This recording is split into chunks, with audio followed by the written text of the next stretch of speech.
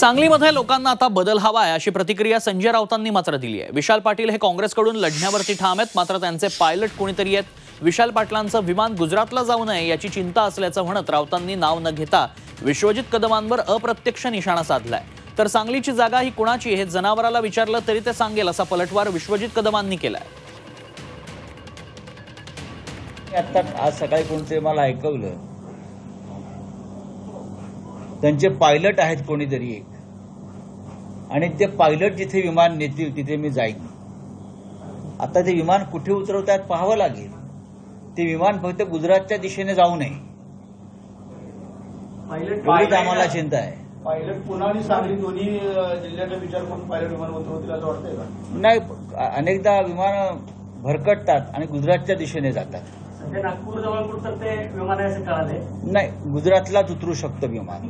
नाही, पण भर सभेमध्ये त्यांनी सांगितलं होतं की माझा पायलट हा विश्वजित कदम असेल। मला माहित नाही। कदम ज्या ठिकाणी घेऊन जातील त्या ठिकाणी मी असणार आहे। ठीक आहे, पायलटशी चर्चा करू, पायलटला ट्रेनिंग देऊन येत।